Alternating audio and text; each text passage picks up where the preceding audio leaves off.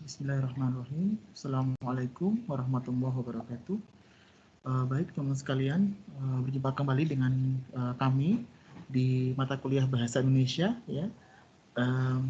Jadi sebagaimana sudah disampaikan minggu lalu, bahwasanya pelajaran Bahasa Indonesia ini akan difokuskan kepada bagaimana melatih keterampilan teman-teman semua untuk bisa menulis di media massa atau di media dan media yang kita maksud di sini kita bisa klasifikasikan ke dalam berbagai macam bagian, yaitu yang pertama adalah media massa dalam bentuk koran, ya, atau mungkin majalah begitu.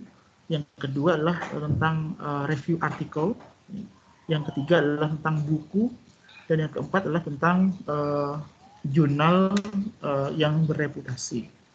Nah, untuk saat ini kita masuk. Oke, sebelum saya mulai, saya ingin tampilkan dulu silabus yang kemarin ya, belum sempat saya sampaikan kepada Anda untuk silabus bahasa Indonesia, ya, teman-teman sekalian. Jadi untuk silabusnya, ya, teman-teman semua, saya sampaikan seperti ini, ya. Jadi belum sempat saya masukkan di My Class Anda, ya, tapi semoga tidak mengurangi semangat Anda untuk memulai, ya. Jadi ini sudah saya buatkan di MS Word, ya. Jadi nanti saya akan pindah ini ke mana? Ke My Class, ya. Seperti ini lebih kurangnya, ya. Jadi ayat yang menjadi latar belakang kita sangat jelas sekali, surat Al-Alaq, ya, 1-5. Jadi bagaimana kita itu untuk membaca, ya, dan juga kita untuk bagaimana meniatkan, ya, untuk mencari atau untuk beribadah kepada Allah. Gitu. Nah, ini adalah kata kuncinya dalam rangka kita mempelajari mata kuliah Bahasa Indonesia ini. Oke, berikutnya teman sekalian, ini adalah silabus yang kemarin mungkin belum sempat saya sampaikan, ya. Mungkin saya sampaikan saat ini. Jadi yang pertama adalah minggu pertama kemarin kita sudah ada course of introduction. Sudah saya sampaikan tentang secara umum kuliah kita bagaimana, begitu.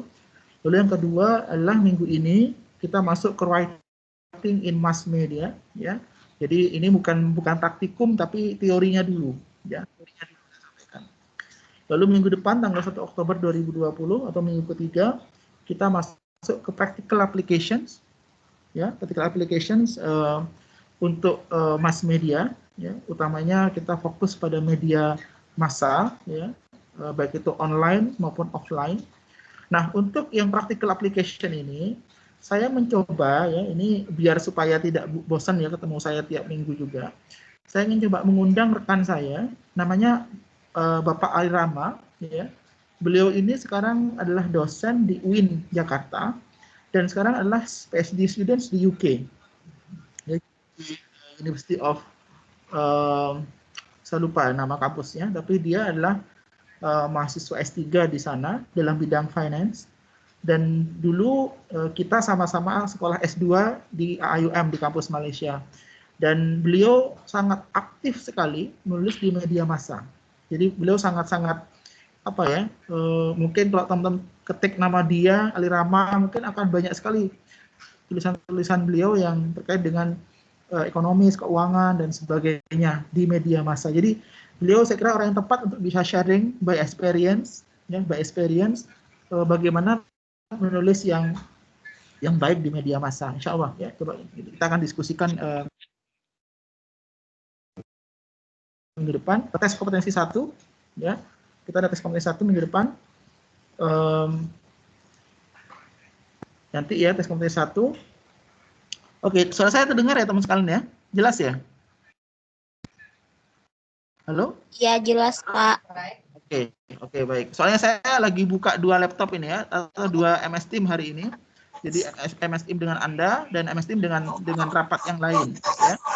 Semoga tidak mengurangi semangat nih. Oke, bagi yang sudah bergabung, silakan langsung menyesuaikan dan bisa meng-off-kan suaranya, ya. Baik. Oke, saya lanjutkan lagi. Jadi untuk minggu keempat, tanggal 8 Oktober 2020, ini kita adakan tes kompetensi 1, ya. Dan ini akan mengcover tentang sisi teori dan sisi praktek dari mass media itu sendiri. Itu kira-kira ya. Jadi kita akan bahas itu nanti.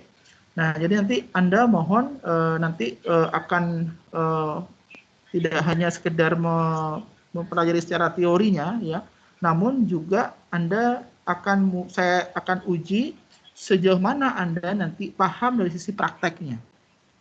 Ya, nah prakteknya itu nanti akan didiskusikan minggu depan oleh orang yang lebih kompeten, insya Allah ya. Lalu untuk minggu kelima, tanggal 15 Oktober ini writing in article review. Jadi teman-teman tidak hanya sekedar mengetahui cara membuat tulisan di media massa, namun juga teman punya sebuah keahlian, keterampilan untuk mereview artikel begitu. Nah, ini bagaimana caranya? Nah, kita minggu depan kita bahas di pertemuan 5. Lalu yang keenam adalah practical application. Jadi tidak hanya teori tapi ada prakteknya juga. Nah, ini coba akan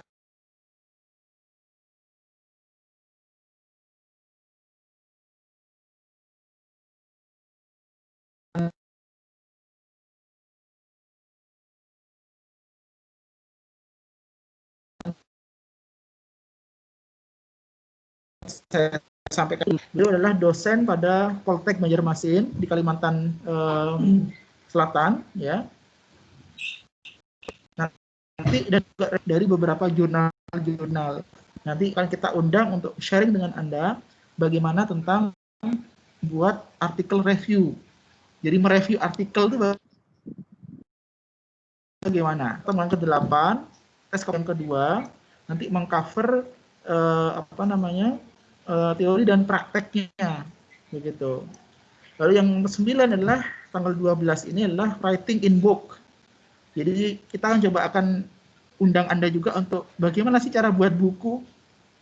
Barangkali sini Mbak Nana atau teman-teman di sini nanti mau jadi seorang penulis buku. Gitu.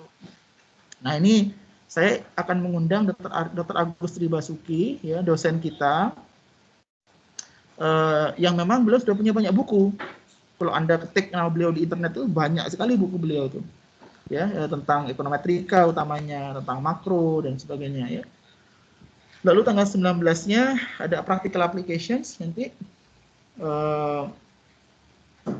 buku itu, ya, tentu ada diskusi juga, ya, diskusi buku, ya, tentang menulis buku itu bagaimana, ya. Lalu tanggal 12-nya adalah tes kompetensi 3. Lalu setelah itu kita masuk ke writing in a reputable journal. Nanti setelah Anda tahu buku, Anda juga jurnal. Karena nanti mungkin saja ada di antara kalian yang ingin jadi seorang akademisi. Atau mungkin Anda ingin menuliskan tulisan Anda di sebuah jurnal ilmiah, begitu.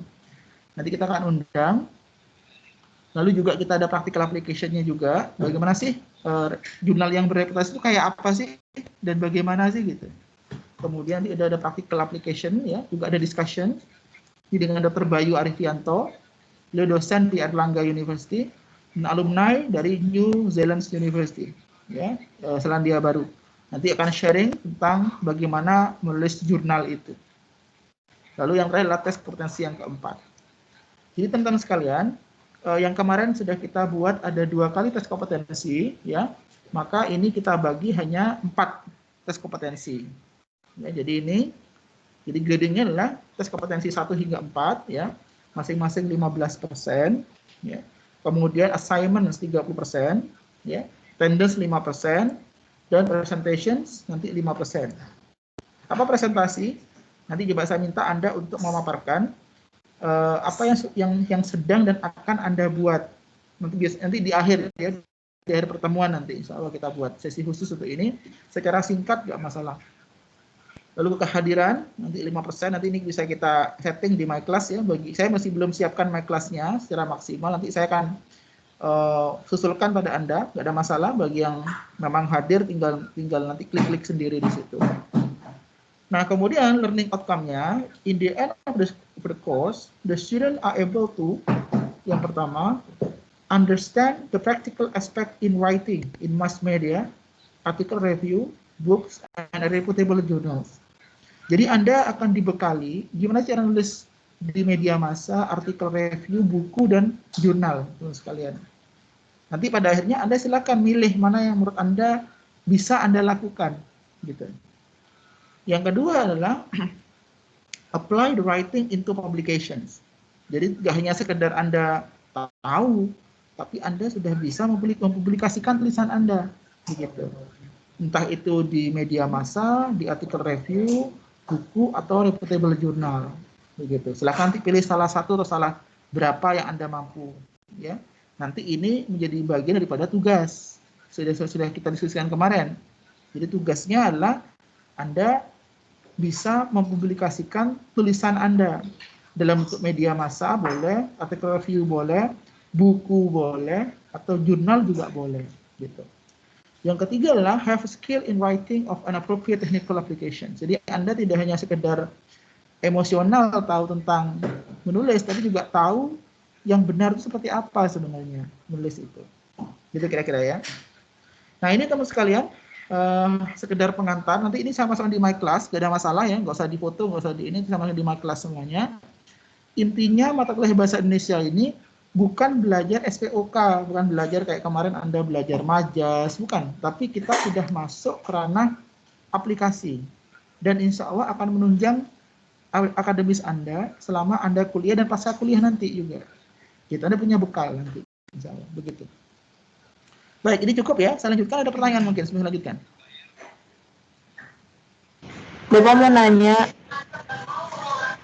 Ya, silakan. Ini nanti kita nulisnya pakai bahasa Indonesia kan ya, Pak? Kalau nulisnya nanti tugasnya tergantung konteksnya, Mbak. Kalau Anda memang nanti milih yang media massanya, ya yang internasional, ya internasional. Kalau media massa lokal, ya lokal, gitu, Mbak. Termasuk juga bukunya juga begitu, ya. Artinya fleksibel aja, Mbak Fatwa. Siap, terima kasih Pak. Ya, karena bagi Bapak yang penting adalah teman-teman belajar, begitu. Tidak terlalu idealis harus Inggris semua Anda, karena kita semua sedang belajar, saya kira. Saya pun juga belajar. Jadi semuanya berproses belajar untuk bisa berkarya.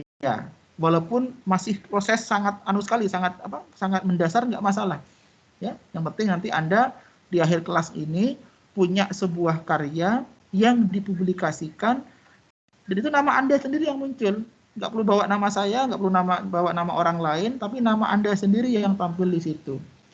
Silakan kalau nulis nama IPIF di situ nggak masalah, nama UMY silakan, nggak masalah. Artinya Anda punya sesuatu yang menjadi sebuah legacy Anda di mata kuliah ini, insya Allah. Oke, ada lagi yang lain? Silakan.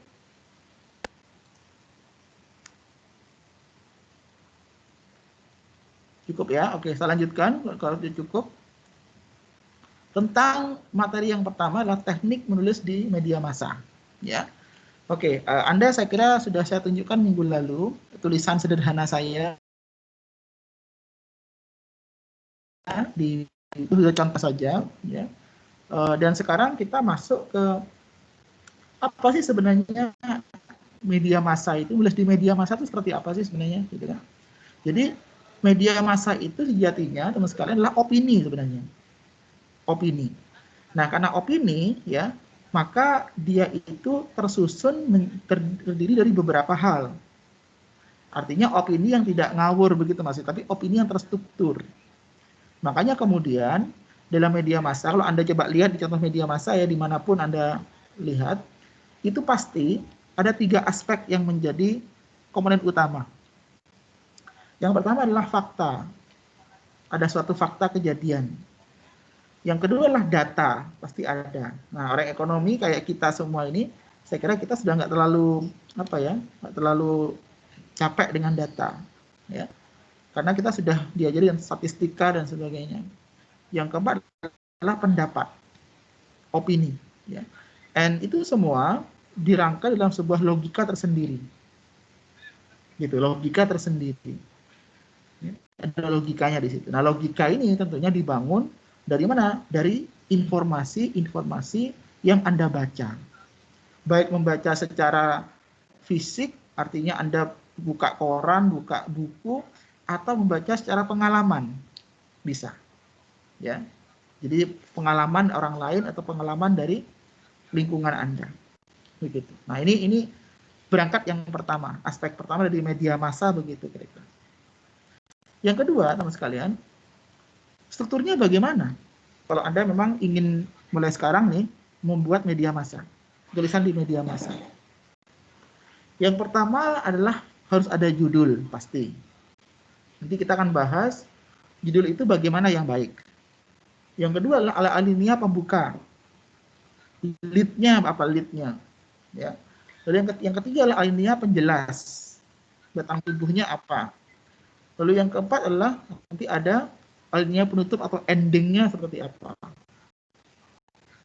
Ending-nya bagaimana?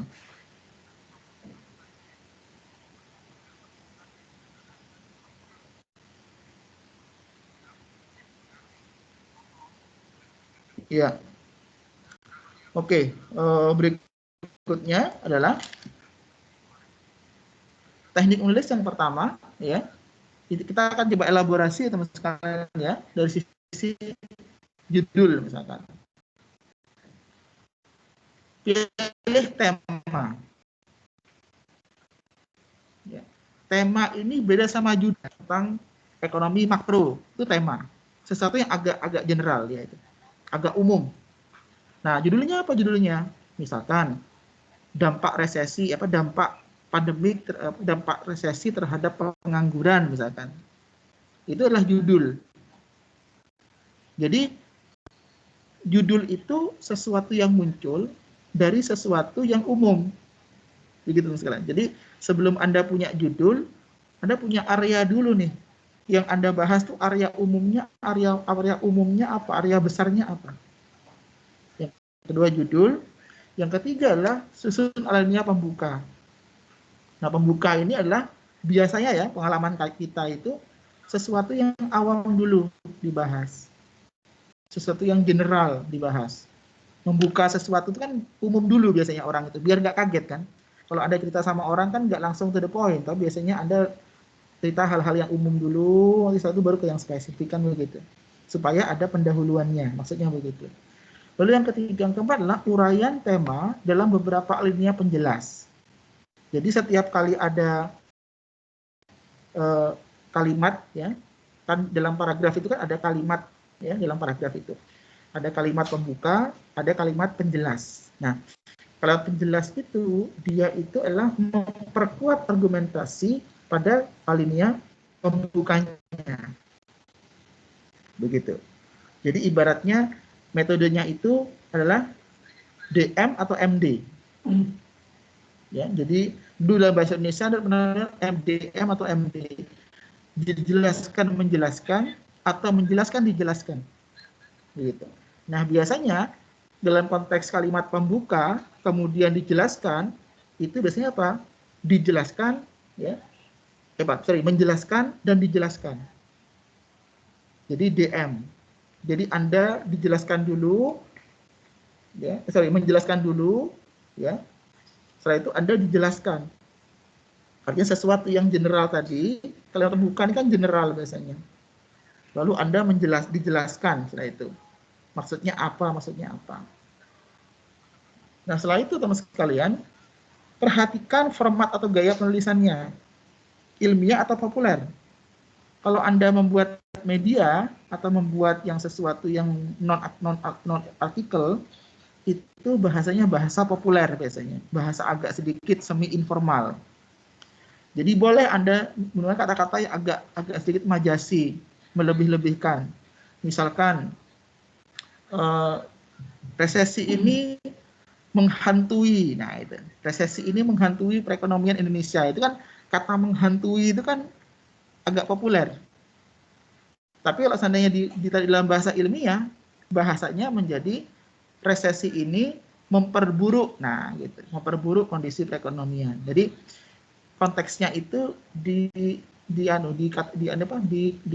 diletakkan pada fungsinya. Kalau dia non artikel boleh populer sedikit, boleh agak gaul sedikit, dan sebaliknya. Yang berikutnya adalah eksploitasi data atau referensi penting. Nah, makanya walaupun Anda besok membuat tulisan di koran atau majalah, tetap harus banyak baca kuncinya. Membaca itu membaca data dan membaca referensi. Begitu kira-kira. Nah, silakan nanti Anda baca, kalau sudah semua lengkap, sudah cukup, baru Anda nulis. Sehingga ketika nulis Anda punya bayangan, Anda mau mengarah seperti apa tulisannya. Flow-nya seperti apa flow-nya. Yang kedua adalah simpulkan pendapat dalam alinea penutup. Jadilah draft awal artikel. Jadi nanti sudah ada data, ada alinea penutup. Artinya ini sudah mengkonfirmasi atau menyimpulkan dari apa yang sudah dijelaskan sebelum-sebelumnya. Begitu. Berikutnya adalah edit ulang draft awal saat ini.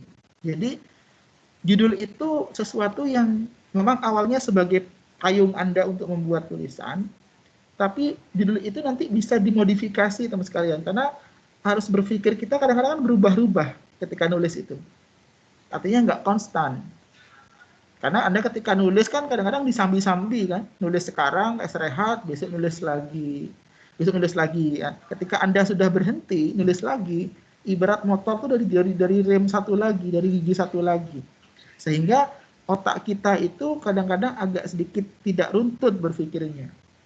Nah, sehingga draft yang sudah selesai itu bisa jadi agak kurang sesuai dengan judulnya. Bisa jadi. Nah, makanya masih dimungkinkan daripada ngubah isi yang sudah ada, mending kan menyesuaikan judulnya. Karena judulnya kan satu kalimat aja dia. Tapi kalau isinya dia sangat banyak sekali, yang begitu. Nah, yang terakhir adalah draft final artikel. Langsung dikirimkan ke media massa atau dimintakan pendapat kawan sebagai proofreader. Nah, ini nanti fungsinya teman sekalian. Jadi nanti ada penilaian presentasi ya di situ. Nah, presentasi itu nanti sifatnya saya sebagai proofreader Anda. Artinya nanti Anda mempresentasikan, Pak, ini Pak draft saya, draft akhir saya, bagaimana menurut Bapak. Ada presentasi nanti. Jadi pembukanya ini, judulnya ini, penutupnya ini, datanya ini, seperti itu. Itu presentasinya seperti itu. Oke, sampai sini ada yang tanyakan mungkin? Sebelum saya lanjutkan, silakan. Ada pertanyaan, diskusi, silakan.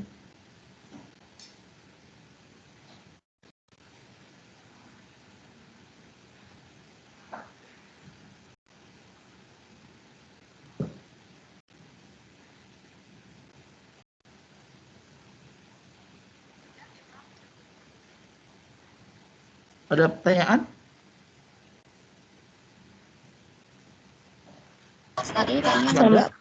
Sampai sini kayaknya belum ada, Pak. Belum ada ya? Oke, kalau ada langsung dipotong, tidak masalah ya, teman sekalian. Nggak usah menunggu saya selesai. Kalau Anda merasa ada sesuatu, saya harus tanya sekarang, tanya aja, nggak apa-apa, saya dipotong aja ya. Oke, ini berikutnya lebih detail lagi ya, teman sekalian. Pertama, memilih tema. Gimana caranya, strateginya? Eksplorasi gagasan seluas mungkin. Ya, jadi banyak membaca, mendengar, diskusi. Makanya nanti ke depan, minggu depan, saya ingin Anda coba eksplorasi ya. Kayak Mbak Nana misalkan, Anda mau nulis apa Mbak Nana temanya, Anda coba eksplorasi. Sampaikan, Pak, saya ingin buat ini Pak, karena ini. Nah, itu diskusi. Ini bagian dari eksplorasi gagasan. Ya. Yang kedua adalah pilih tema yang relevan dengan minat atau bidang kompetensi Anda. Jadi pilih sesuatu, topik media atau apapun yang Anda merasa paling pakar di situ. Paling nyaman, paling bisa menyelesaikan. Gitu. Ya, memang sebisa mungkin idealnya dilingkan sama ekonomi. Karena bidang kita ekonomi. Itu sebisa mungkin idealnya begitu. Yang ketiga adalah pilih tema yang aktual, teman sekalian. Sedang hangat dan jadi pembicaraan publik saat ini. Ya, apa sekarang yang sedang hangat ya pandemik kan. Yang kedua resesi, ya kan. Nah, keduanya coba Anda ramu, lalu Anda coba integrasikan. Yang keempat adalah tentukan sikap dan atas tema atau masalah yang Anda bahas. Jadi posisinya Mbak Nana ini di mana? Apakah posisinya adalah pro atau kontra di situ? Kalau Anda pro, berarti Anda konsekuensinya menyediakan semua data, fakta yang mendukung opini tersebut. Atau mendukung situasi yang ada saat itu dan sebaliknya. Nah, biasanya yang menarik ini ya, yang menarik ini adalah yang kontra. Karena dalam berita itu adalah bad news is the good news dalam media massa itu. Jadi kalau ada berita yang bad news lebih mudah cepat daripada yang good news. Bisa Anda bandingkan di media-media itu. Kalau yang nge-share itu berita bagus kan biasa-biasa. Coba yang beritanya tidak bagus, langsung cepat sekali itu responnya. Ya kan? Nomor 2, menentukan judul. Ya. Nah, judul ini mewakili tema yang akan dibahas atau pendapat yang akan diajukan. Jadi judul ya, judul ini berarti mengacu pada sebuah tema. Tema besarnya apa dulu nih? Nah, sekarang teman-teman silahkan mulai merenung. Anda mau tema tentang apa? Tentang makro, mikro, pembangunan, moneter, atau... Nah, setelah itu Anda turunkan. Kalau moneter tentang apa? Tentang uang, misalkan. Mikro tentang apa? Perilaku perusahaan atau pasar, misalnya gitu. Ya. Yang kedua adalah judul itu singkat ya, jangan terlalu panjang lebar luas, tapi singkat 3-5 kata saja dan padat. Jadi judul itu jangan bertele-tele. Misalkan bertele-tele ini adalah faktor-faktor yang mempengaruhi perkembangan resesi di Indonesia pada tahun sekian sampai sekian titik. Nah, terlalu panjang. Jadi semakin panjang judul itu biasanya orang semakin tidak menarik. Karena apa? Lelah bacanya. Tapi semakin Anda singkat tapi bisa meramu semuanya, itu lebih bagus. Begitu. Lalu yang keempat adalah gunakan istilah atau idiom populer. Kalau Anda mau media massa, kan jarang ada media massa yang judul-judulnya itu kan yang terlalu harus ada agak ekstrim. Misalkan yang paling sering kan resesi hantui perekonomian, nah gitu kan ya biasanya kan. Coba kalau judulnya resesi memperendah pertumbuhan, nah biasa kurang terlalu apa ya, kurang terlalu berlebihan. Tapi kalau seandainya yang populer, bahasa-bahasa yang agak sedikit idiom, begitu. Nah ini bisa Anda dapatkan ketika Anda banyak membaca. Oke, yang kedua ini. Susun alinea pertama. Nah ini, sudah masuk dalam isi nih ya. Masuk dalam isi. Nah dalam isi ini, teman-teman sekalian,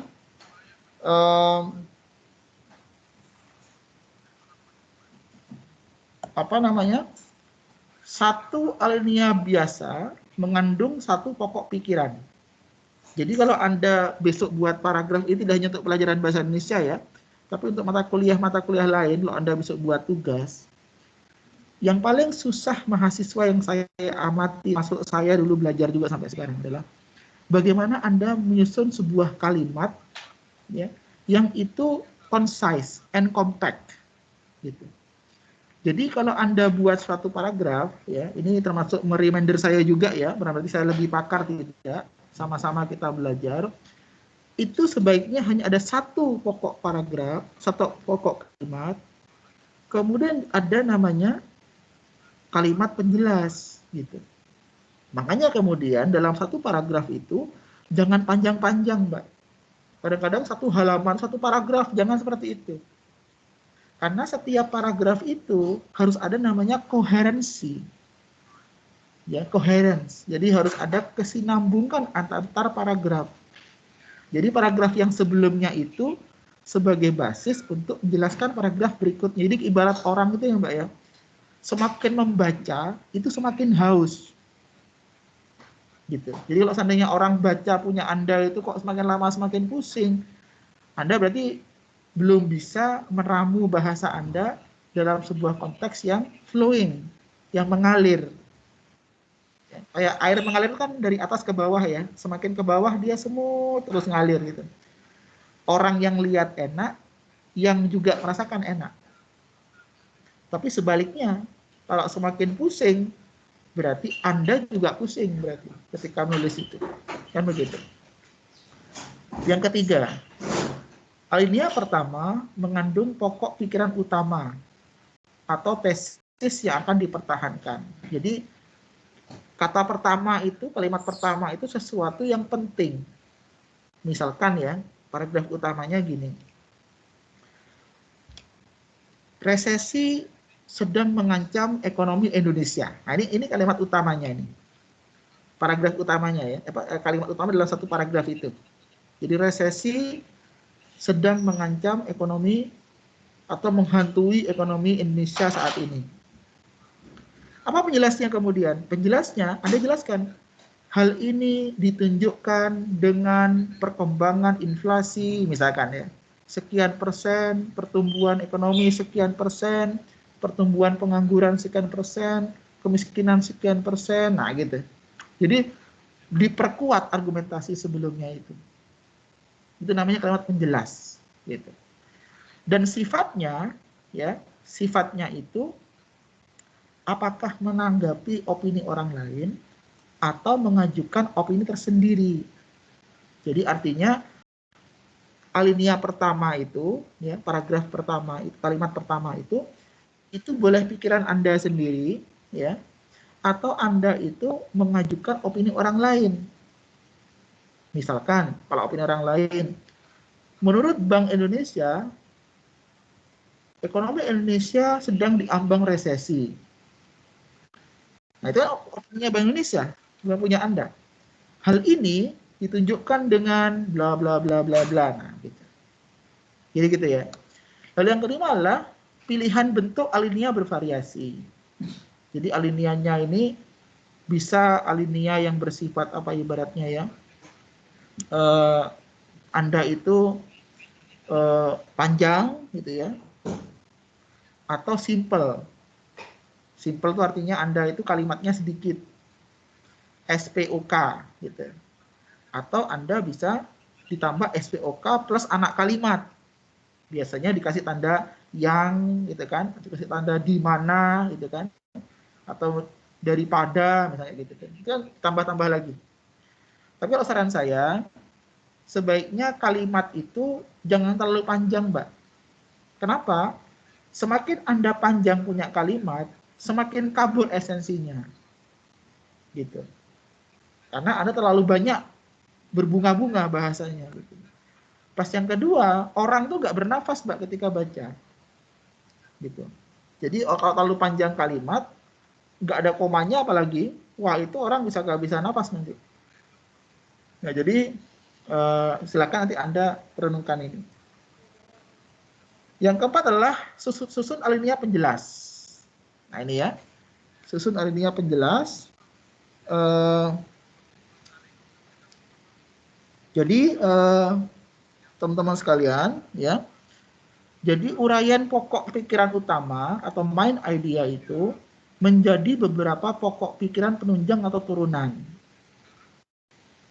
Jadi main idea itu, ya, itu nanti bisa menjadi turunan, ya, dari pokok pikiran yang utama.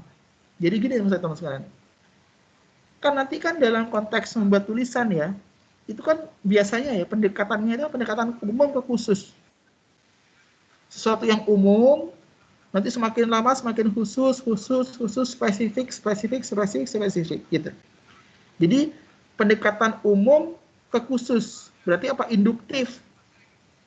Ya, berarti induktif. Jadi bukan deduktif. Sesuatu yang general semakin spesifik ke bawah.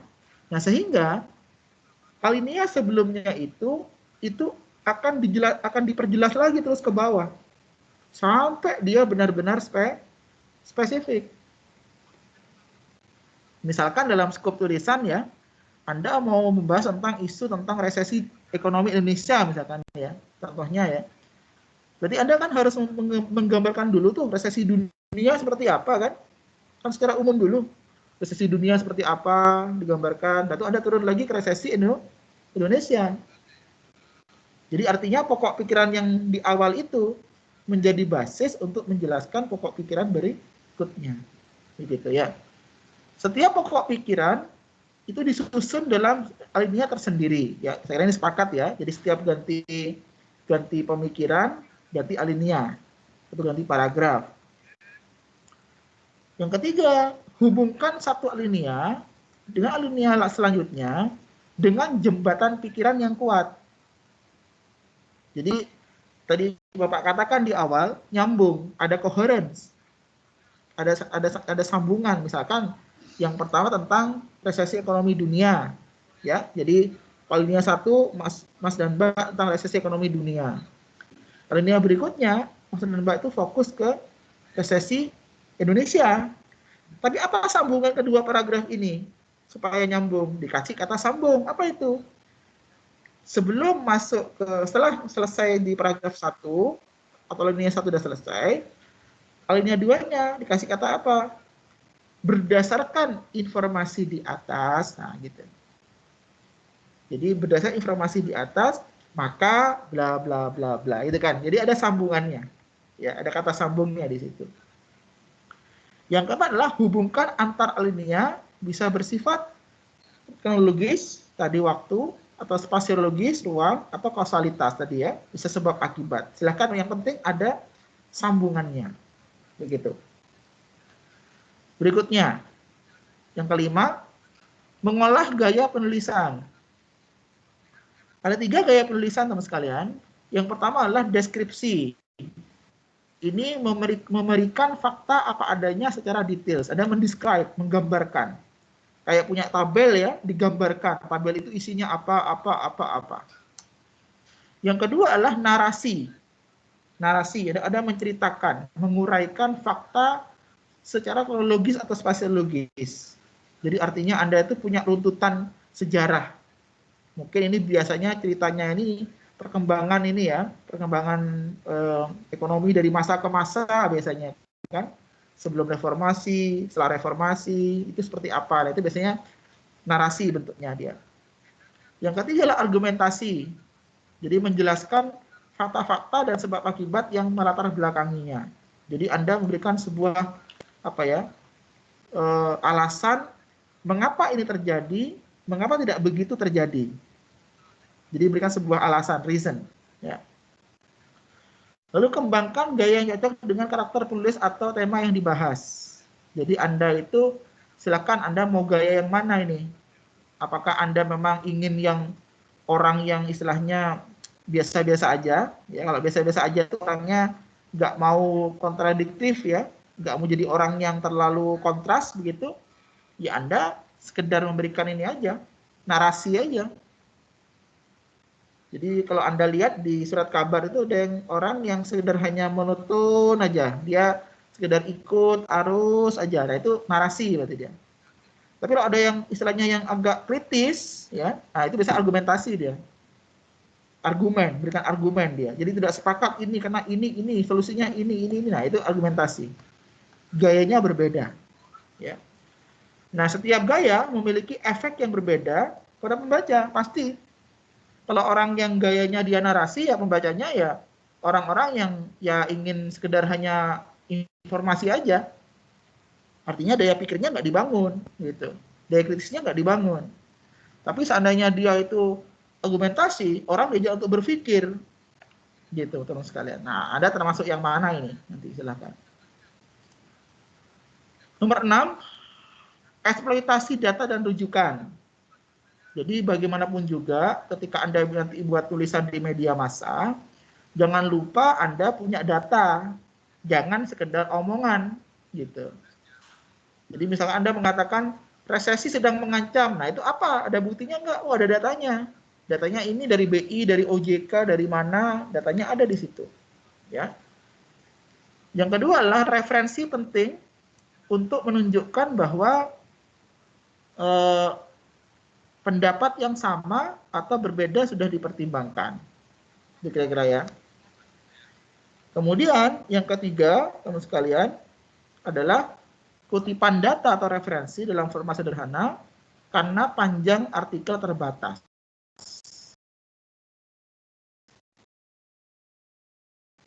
Panjang, jadi dikasih judul itu nggak perlu. Dalam koran terbatas, jadi yang namanya saja. Nana 2100 kayak gitu aja selesai. Ya, nggak perlu tulisnya judulnya apa dan tahunnya berapa, nggak perlu. Seperti itu. Ya. Nah, itu kira-kira teman sekalian sampai nomor 6. Ada pertanyaan mungkin, silakan.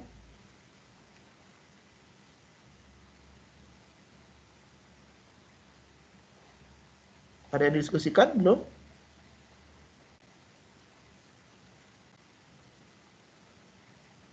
Belum, Pak. Belum ya? Baik, kalau belum saya lanjutkan.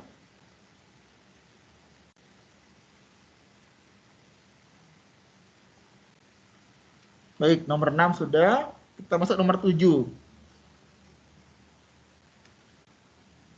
Nah, simpulkan pendapat dalam alinea penutup.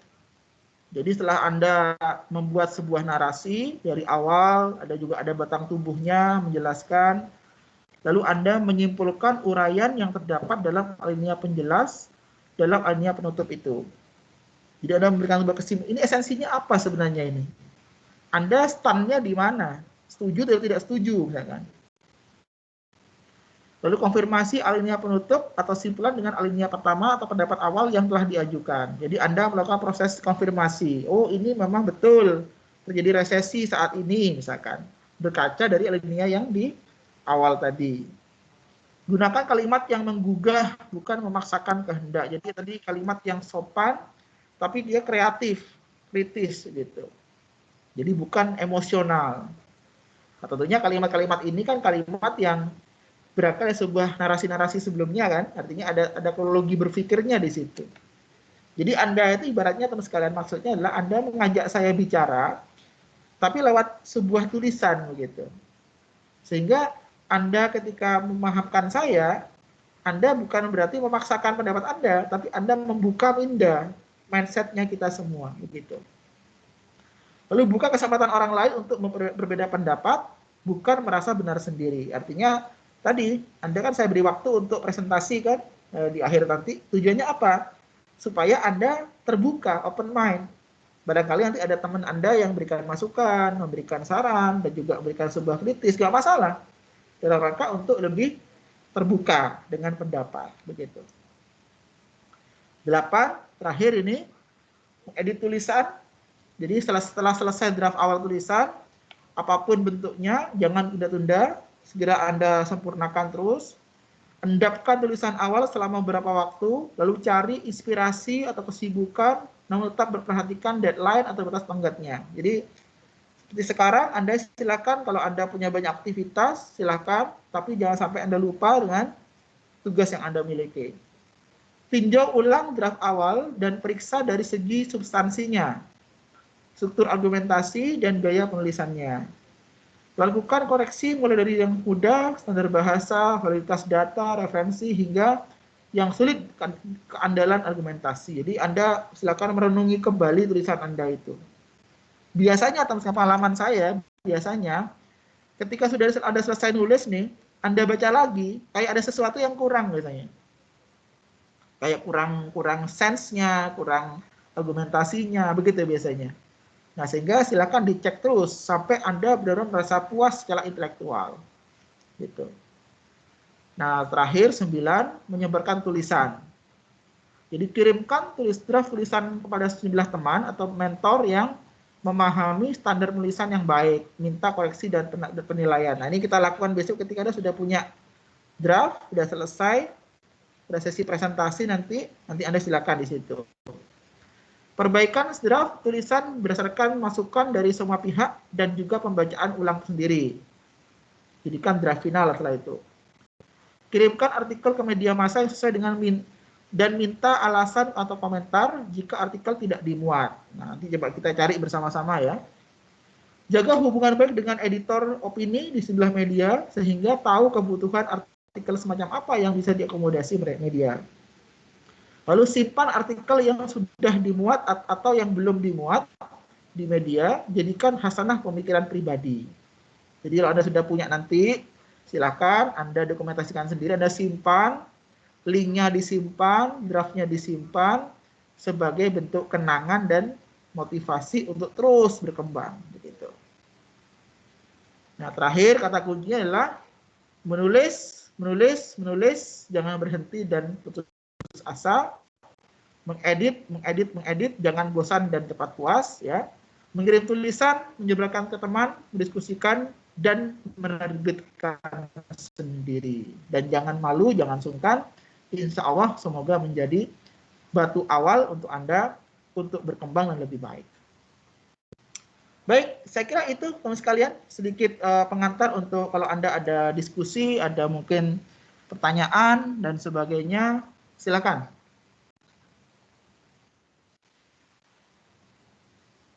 Ada? Silakan.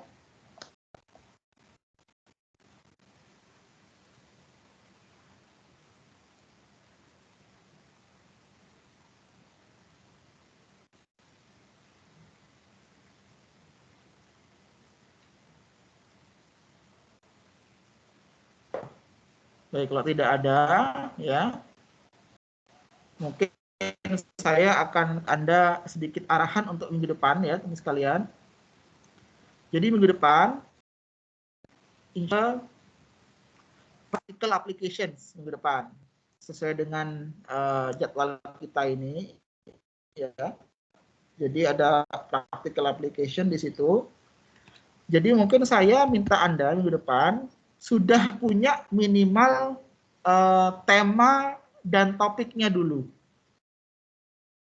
Jadi Anda mau tema apa untuk mass media, media massa itu, lalu topiknya apa.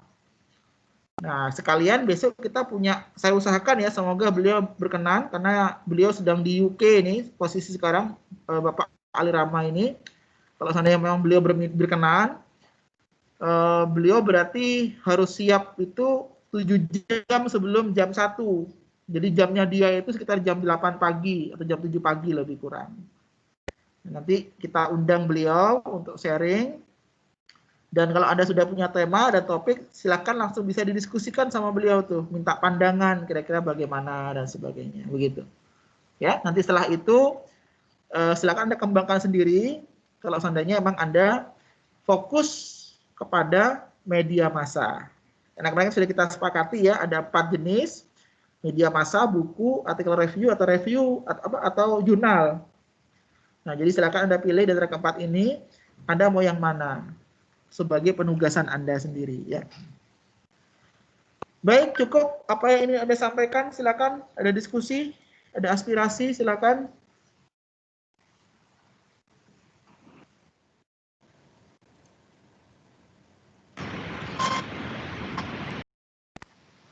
Silakan Mbak Fatwa atau teman-teman ada yang mau Bapak mau nanya sebentar. Silakan Mbak Fatwa. Ya. Sebelumnya mau sedikit belok dari pembicaraan. Minggu depan itu apakah betul libur atau enggak ya Pak? Ya, kalau seandainya memang minggu depan itu libur ya, maka saya tetap akan ibaratnya kan my class itu kan nggak ada liburnya Mbak, my class itu kan. Jadi Iya Pak ya. barangkali kalau seandainya emang libur, nanti bisa direkam suaranya Bapak Ali Rama, atau mungkin nanti kita arrange di waktu yang lain ya.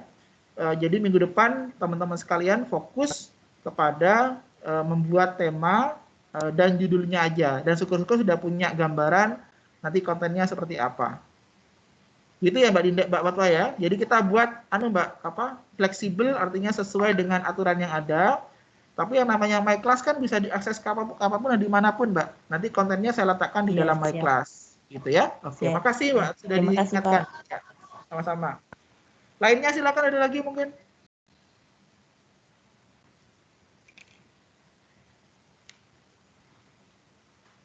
Baik ya, kalau tidak ada, saya kira saya cukupkan aja ya untuk hari ini. Jadi untuk hari ini teman-teman saya minta bantuannya supaya kita sama-sama berproses, yaitu minggu depan memang kalau libur nggak masalah, libur kita ikuti, namun my class tetap jalan ya. Nanti teman-teman mohon bantuannya untuk mulai mencari topiknya apa. Ya, kemudian sudah mulai mengkonsep kontennya apa. Nah, seandainya Anda memang ada kesulitan atau ada sesuatu yang kayaknya agak mengganggu, bisa kontak saya secara pribadi untuk diskusi atau brainstorming, begitu kira-kira. Nah, seandainya nanti sudah selesai dan minggu depannya waktunya masih memungkinkan, nanti kita undang Bapak Ali Rama untuk kita undang untuk sharing dengan kita semua. Harapannya nanti bisa nyambung dengan kita semua untuk memperbaiki pemahaman tentang menulis di media massa, insya Allah. Baik, cukup ya saya kira ya untuk hari ini. Saya kira sekian. Nanti ini saya rekam dan saya akan share di My Class, termasuk minggu lalu akan saya share semuanya di My Class ya. Jadi konten videonya ada, kemudian materinya juga saya share semua di My Class. Lalu untuk Anda absensinya nggak usah khawatir ya, karena ini saya masih belum finalkan My Class. Nanti saya bantu untuk mengabsenkan kalian semua. Insya Allah nggak ada masalah untuk absensi. Ya. Baik, cukup itu saja untuk hari ini. Makasih banyak semuanya ya, sehat selalu, semangat selalu, sukses selalu ya. Insya Allah tanggal 5 Oktober adik-adik Anda 2020 akan bergabung ya. Dan nanti kita akan undang juga Mbak Nana sebagai senior ini ya untuk memberikan testimoni ya Mbak Nana ya. Juga nih Mbak Adinda ini sebagai senior ini juga akan kita undang nanti untuk memberikan pengarahan kepada adik-adik 2020. Jumlahnya alhamdulillah ya, kita ada 23 orang ya Mbak ya. Alhamdulillah ini. Jadi adik-adik kita alhamdulillah termasuk ada 2 mahasiswa asing, satu dari Yaman dan satu dari Gambia ya. Jadi nanti mungkin saya minta tolong Rifki ini untuk mengkondisikan ya beliau berdua ini karena cowok semua ini ya. Gitu. Oke, cukup ya saya kira untuk saat ini. Terima kasih banyak atas waktunya, perhatiannya. Mohon terus doanya untuk kita semua, semoga selalu sehat dan dalam lindungan Allah Subhanahu wa taala. Baik, kita akhiri dengan hamdalah bersama-sama. Alhamdulillahirabbil alamin.